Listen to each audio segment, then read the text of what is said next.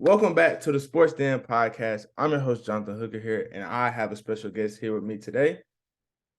Jonathan, nice to be on the podcast. Looking forward to chopping it up a little bit today.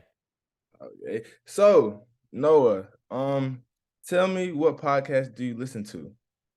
Yeah, so I've recently become a big podcast person. I run my own podcast, so I don't know if you think it's weird, but I do listen to my own podcast. I run the Frary and Smith podcast. We talk Sunbelt football with former App State defensive back Caden Smith. So I listen to a lot of that. I'm a big always college football guy as well. Greg McElroy's podcast is pretty solid. Listen to some Cover 3 podcasts every once in a while. So I've got, I'm pretty well rounded when it comes to sports podcasts. I like to keep up on my college football, and I think the three that I just listened or listed rather are some of the better ones out there right now. Okay. Yeah, I tune into you guys' podcast for a little while now, and then Greg McElroy's. I'm starting to get into his more and more by the day. So those are great three picks. I like those picks a lot. So who's Noah Frary outside of the booth?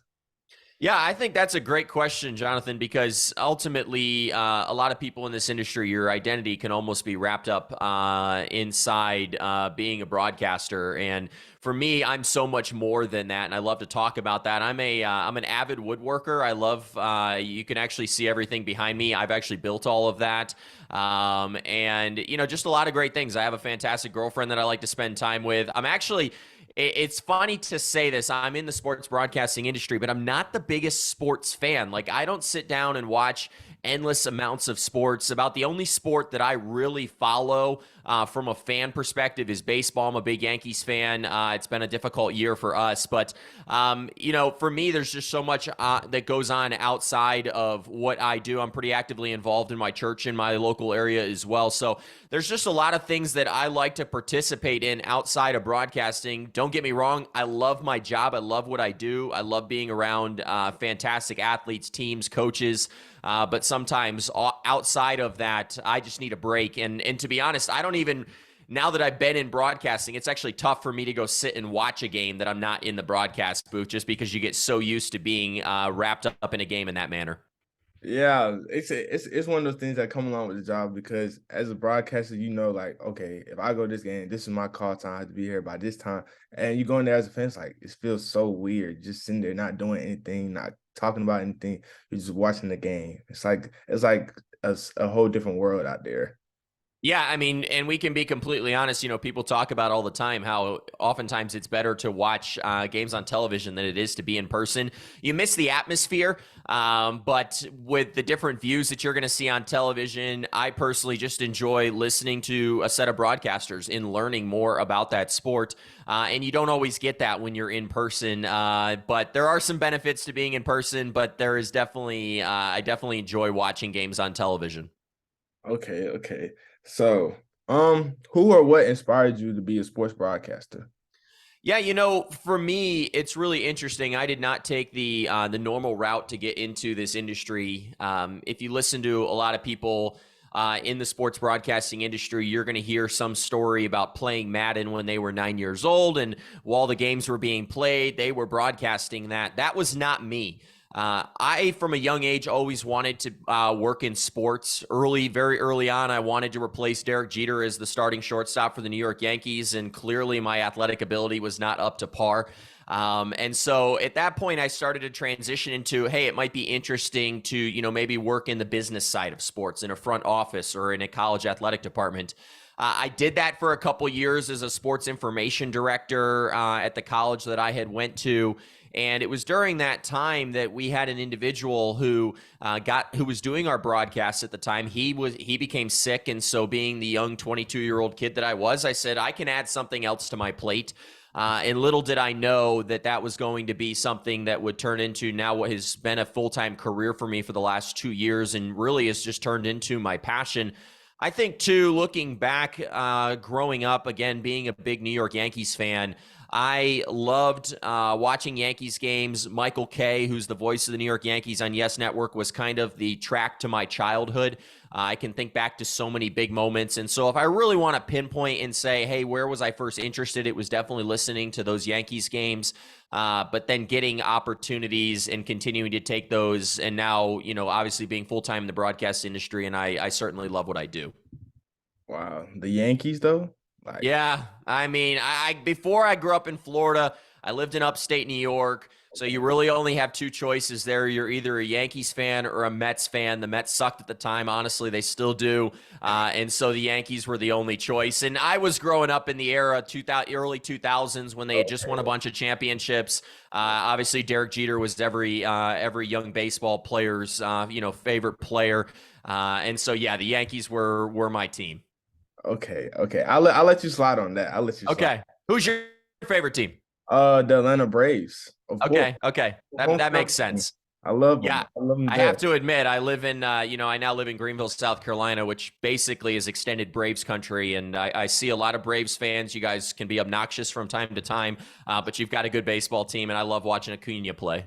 You have to travel to a game, a night game at that. A night game at Truist Park is one of the best things ever in sports. In my Yeah, opinion. I had a chance. I actually got to go down to Yankees Braves. I think it was last summer in Truist, and I love the new ballpark. I've been to both now. The old one that Georgia State plays in, and then now Truist Field, and love the environment down there. Passionate fan base, and it makes it a lot of fun as a visiting fan. Nah, but it's going hand in hand with the obnoxious fan bases because the Yankees fans, like y'all say championship or bust every year, but can't get past the first round of the playoffs. Oh man, shots fired on the podcast. Like But you're 100% right. I've been a Yankees fan for a long time, and almost 20 years at this point. I've only seen one World Series championship. So 2009 is still my heyday, and I'm looking forward to them winning another one at some point. ooh, you probably won't see one for a little while then. Yeah, probably not. So, talk to me about your journey, like from you told me about the SID. So, how did you like start becoming the SID to all the way to the broadcasting booth? Yeah, it was interesting. Again, being in college, one of the first things that I always wanted to do was work in and around sports. And there was actually a gentleman, and I love to tell this story. He was working at a small Division III college, actually up here in Greenville, South Carolina. His name was Johnny Gamet. And, again, being someone who wanted to work around sports, he was a sports information director. I actually thought he just had the coolest job. Like, he gets to talk about sports, he gets to write about it, be at games. Like, how cool of a job is that? And so it was actually my senior year of college that the school that I had gone to, we did not have a sports information director. And so I actually asked him for his job description, this individual in Greenville, South Carolina, and actually pitched that to the school that I was at and said, hey, I really think that this would be a great role to have to help promote our athletic programs. And so they ended up approving that job. And that was one of my first jobs out of college. And so, again, I think that speaks to, excuse me, just initiative.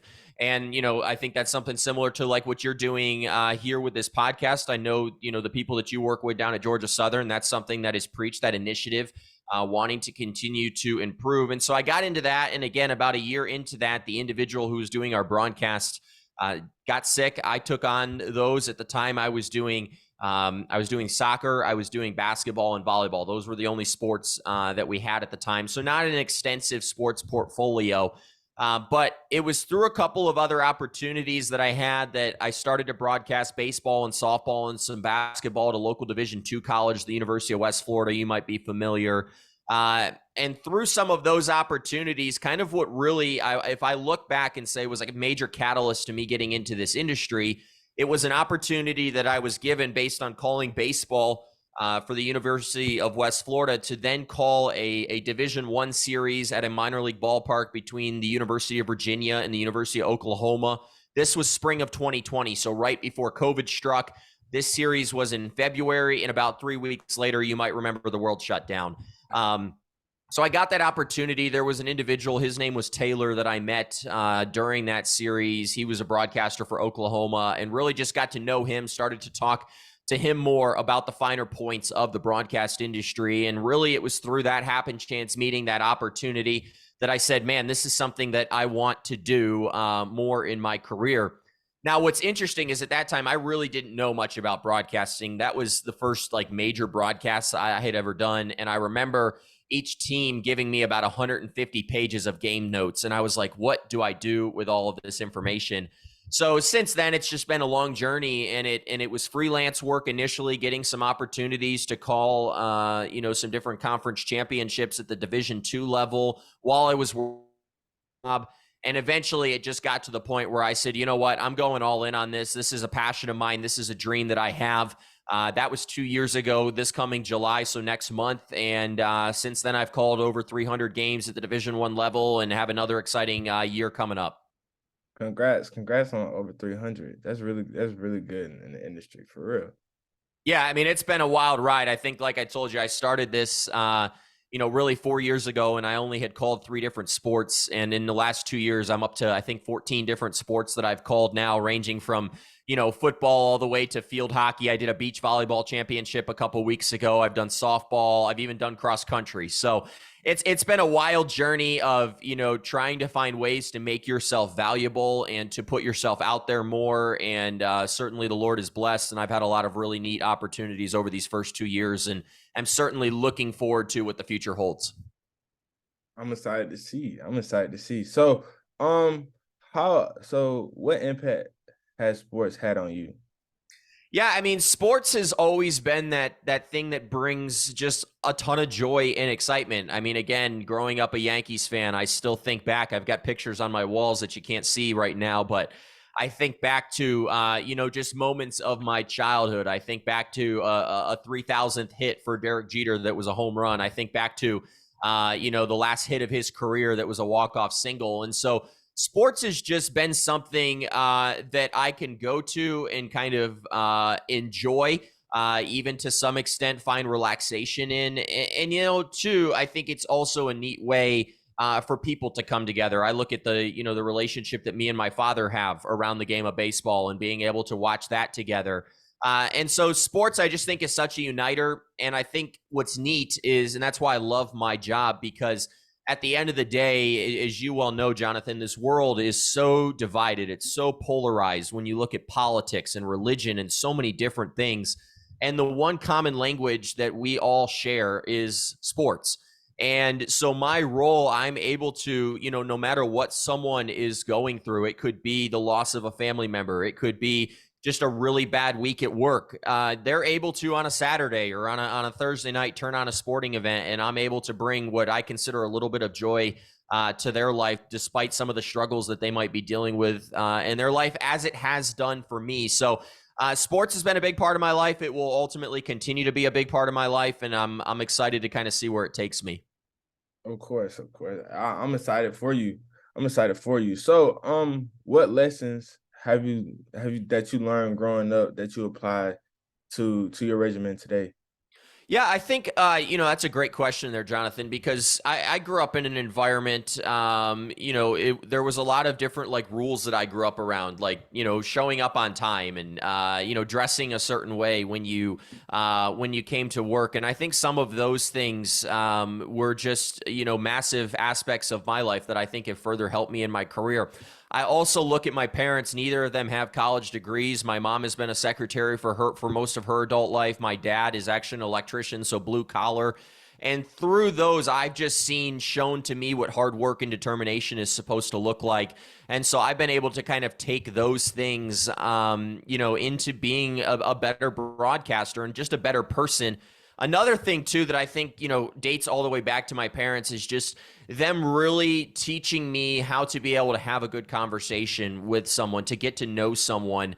And I think that has only benefited me in my career. I think the final thing that I would say, too, and this was a piece of advice that was given to me just early on when I got into the broadcasting industry, and it was simple. It was, don't be an a-hole. Just be a good person, treat people well, do a good job, and good things happen to good people. And so I would definitely, tell anyone who's, whether you're looking to get into the broadcasting industry or just any job that you're in, be a good person. And people like to help good people. They like to be around good people. And so I think for me, that's one of the biggest piece of advice that I like to give to, young people as they look to get into the workforce in the future.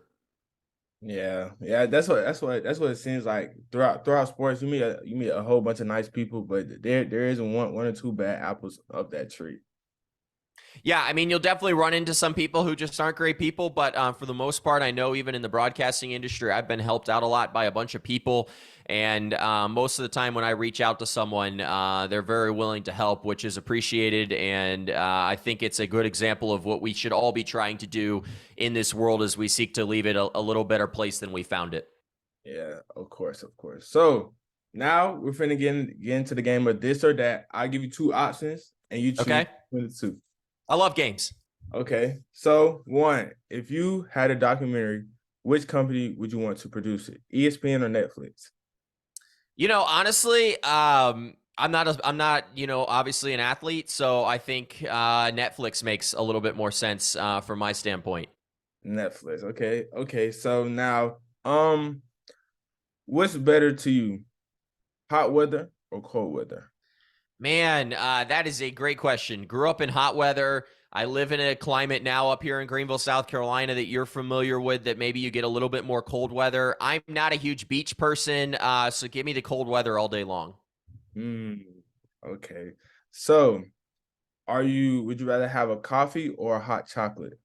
Yeah, I'm definitely taking coffee on that. I need the caffeine. There's too many long days in the broadcasting industry, and hot chocolate just doesn't do it for me. Plus, there's more calories. Okay. So, which state has better food to you? South Carolina or Florida? Man, that's a tough one. It's funny because I'm actually getting on the road to drive to Florida tomorrow, and I'm going to enjoy some of my favorite places down there. But I live in Greenville, South Carolina, and I'll just be honest, there's some fantastic food downtown. The barbecue's really good up here, so I'm taking South Carolina at this point. Okay. Okay. So, which sports do you like commentating more, outdoor or indoor sports? Yeah, I think outdoor sports. I tell people all the time in this industry, I love commentating a good football game. You can't beat that. The pomp, the circumstance, the passionate fan bases. So give me a football game. But if there was a consolation prize, I do enjoy indoor sports a lot. Basketball was my first love. Volleyball is quickly becoming a love of mine. So I'm a little bit of both there. But if I had to pick, I'm taking football all day long. Okay. So Clemson is right down the road from you. So, which player do you think is the bigger Clemson legend, Deshaun Watson or Trevor Lawrence? Man, that's a tough one, but Trevor Lawrence, it's funny if you talk to people up here, there's this lore that's built around him. I think of his long hair, goes number one overall to the Jags. So I'm taking Trevor Lawrence, but I think Cade Klubnik might be in that conversation in the years ahead. Okay, okay, okay. So, which player take the fan out for a minute, and which Okay. player do you think is the bigger Yankee legend, Mariano Rivera or Derek Jeter? Oh man, that is a really tough one. You have the first unanimous Hall of Famer in Mariano Rivera. You have Derek Jeter, who was probably or is amongst the greatest Yankees of all time. Man, that's a tough one.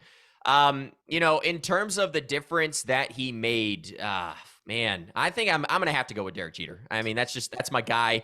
But I love watching Mariano pitch. One quick story here.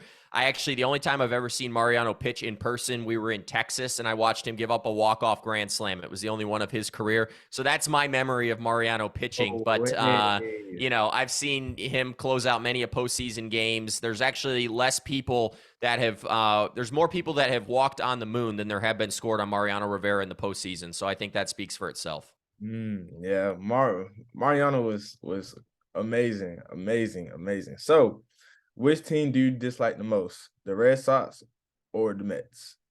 Oh, definitely the Red Sox. Can't stand them. That's an easy one. What's wrong? What's wrong with Red Sox fans? Yeah, I mean, I grew up hating him. I have many a vivid memories of games past of A-Rod going at Jason Varitek. I have memories of Derek Jeter diving into the stands against the Red Sox, Pedro Martinez throwing Zimmer to the floor. So I hate the Red Sox. The rivalry is not the same as it used to be, but I vehemently hate the Red Sox. Okay, so last and final question.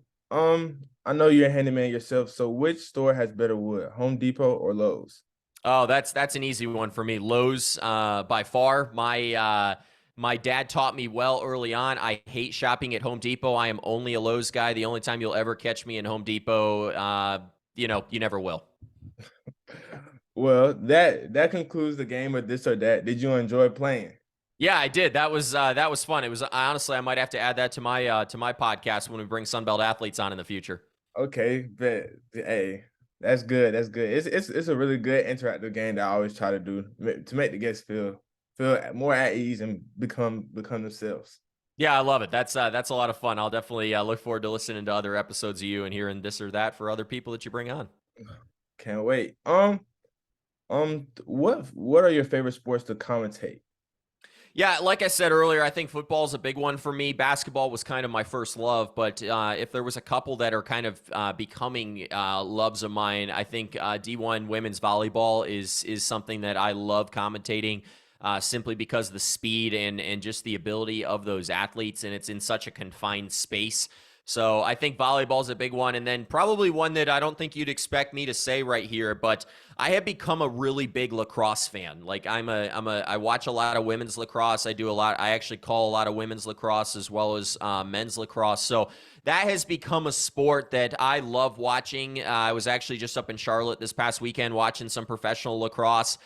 So I love broadcasting. I love watching it, and it has quickly become one of my favorite sports. Okay, so talk to me. How do you balance all of the commentating games in your personal life? Yeah, it's a challenge. It's funny because I haven't had to balance that a ton lately, but in January I started dating a girl who I think I'm going to end up marrying at this point. Don't tell her I said that yet.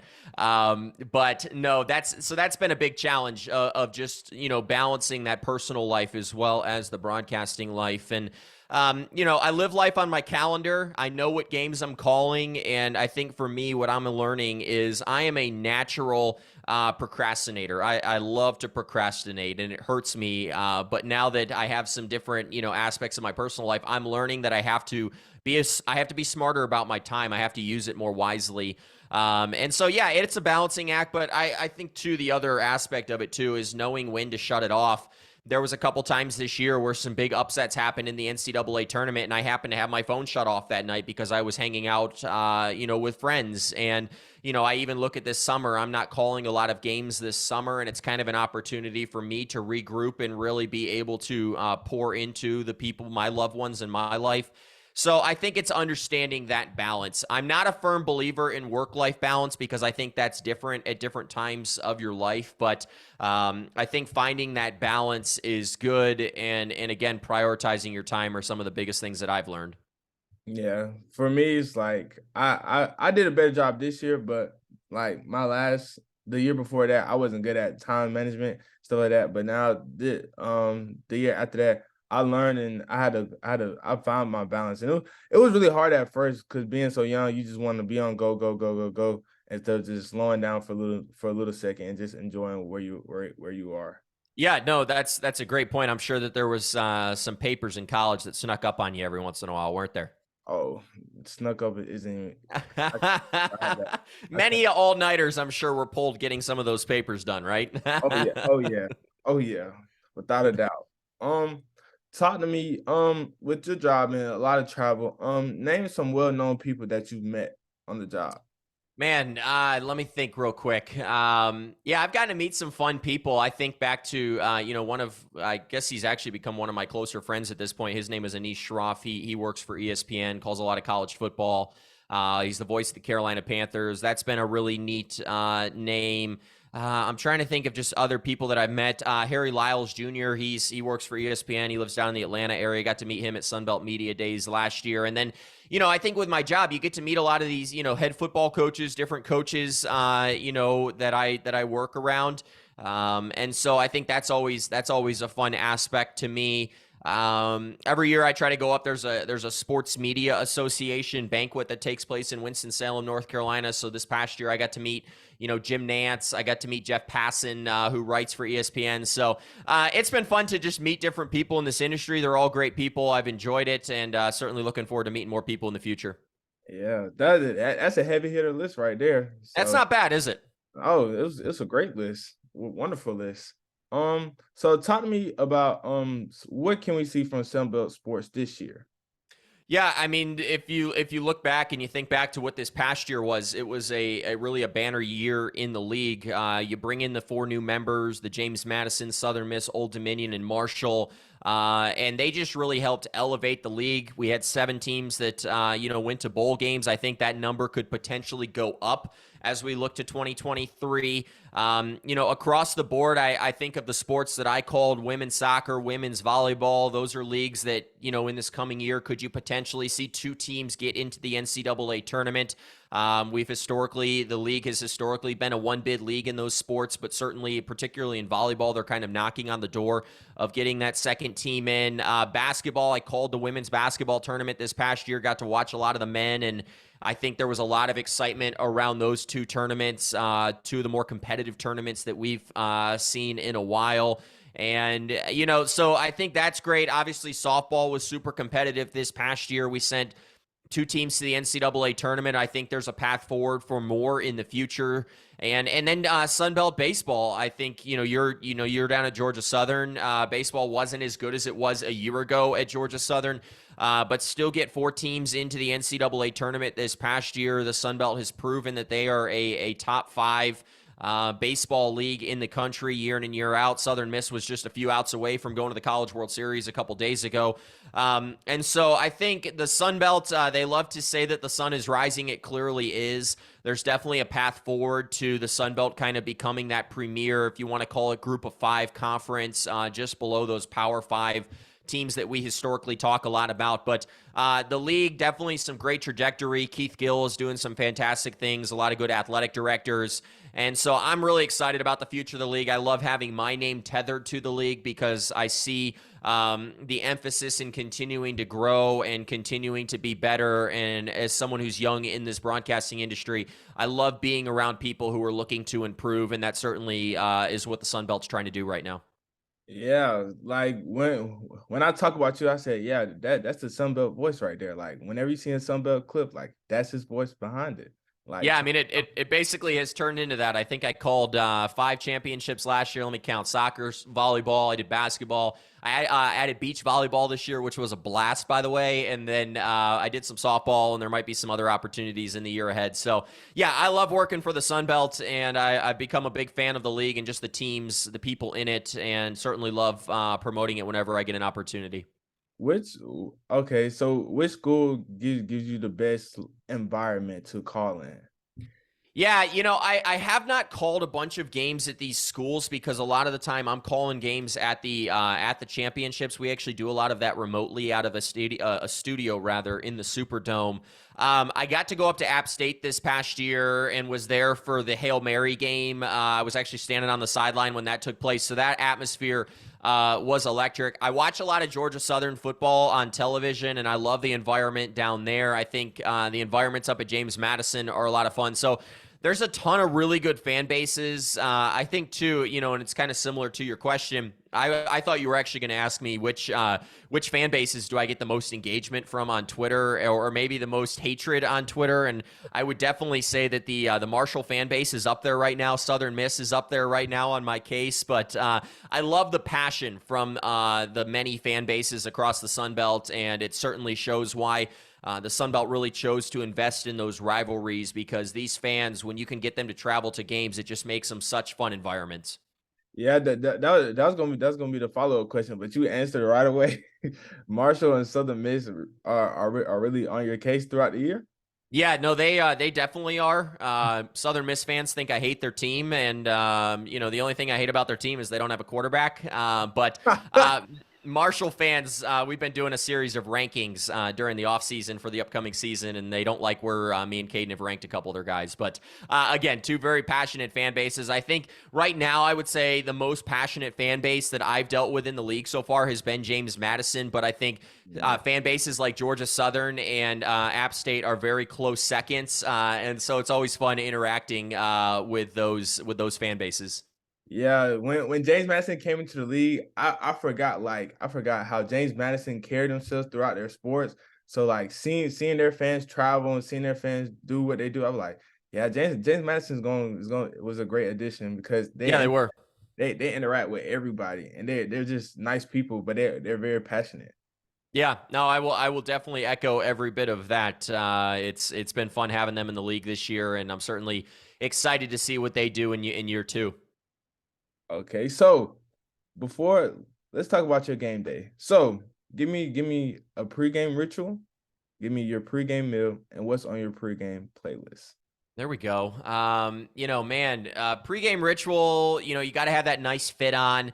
You're going to get up early, maybe iron that dress shirt. I've actually started to become a guy who likes to wear Jordans with suits, and so you got to have the right pair of shoes to wear with a good suit. Maybe get that pocket square on, nice tie. You do your hair up all nice. So, yeah, I think I spend a little bit too much time getting ready before games. But if you look good, you broadcast well.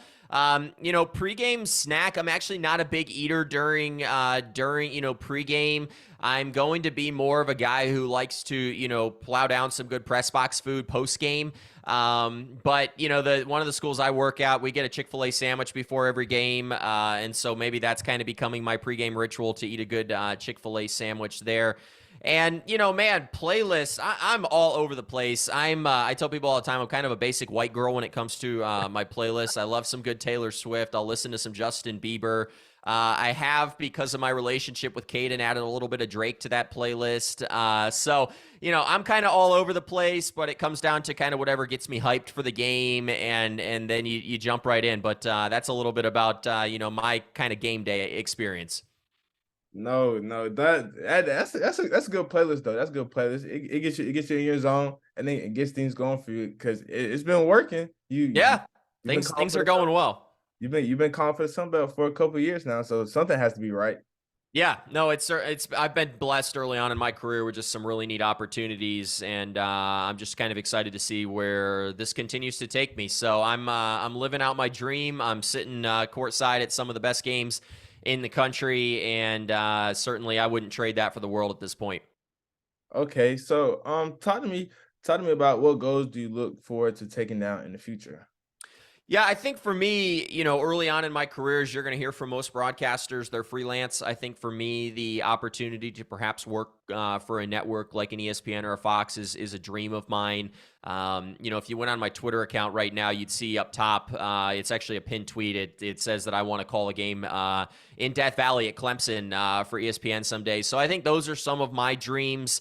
Right now, I'm just kind of, living in the moment, appreciating the fact that 2 years ago, what I'm doing now was my dream. And so really trying to stay planted and realize that I'm currently living out my dream while also keeping an eye on the future. But I find too often that if you're always looking ahead to the next best thing, it kind of takes away some of your joy. And so I've been trying to do a better job at just enjoying where I'm planted, enjoying the opportunities that I'm given, and then letting the Lord, work out the rest. Yeah. Okay. So, uh, where do you see yourself in 5 years? Yeah, I think very similar answer. My goal is to be working at a network in 5 years, being traveling around the country, calling some of the biggest games on Saturdays and during college basketball season, calling some great lacrosse. And so I think that's kind of my dream. I'd love to stay rooted here in Greenville, South Carolina. I love it. My girlfriend grew up here, and so I think that's kind of my dream moving forward of what these next 5 years would look like. Okay. So we're coming down to the last two questions. Okay. What is a quote or verse that you heard and you live by to this day? Man, that's man, you just put me on the spot there. Let's go on to that last question, and I'll think about the answer to that one. Okay. So why do you love your job?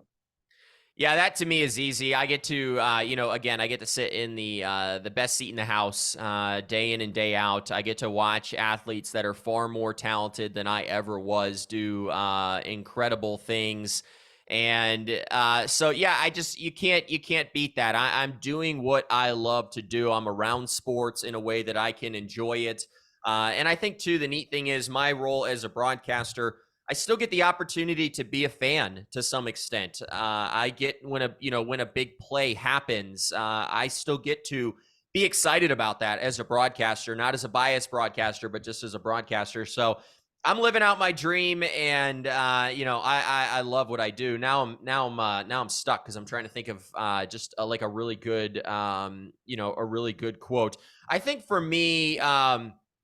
I think back to I'm a believer, and there's a verse in Proverbs, and it talks about just as you pursue God, that He's going to give you the desires of your heart. And so I think for me, I've learned that there's just so much value to that of continuing to pursue what He has for your life, and then He will give you those desires in the future. So I think if I was put on the spot right there, that would probably be something right now that I would say is something that I live by.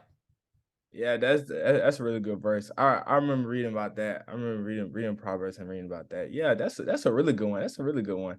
Okay, so do you have any final words?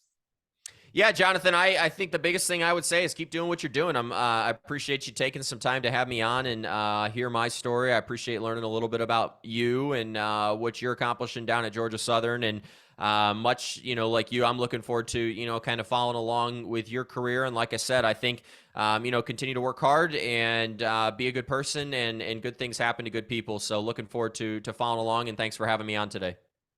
Thank you, Noah. Thank you for coming on to the podcast, taking time out of your day and coming on and being such a great guest. Yeah, anytime. Definitely enjoyed it, and would highly recommend it to other guests in the future. Okay. So with that being said, I'm your host, Jonathan Hooker of the Sports Den podcast, signing out with Noah Frary. And we'll see you guys on the next one. Peace.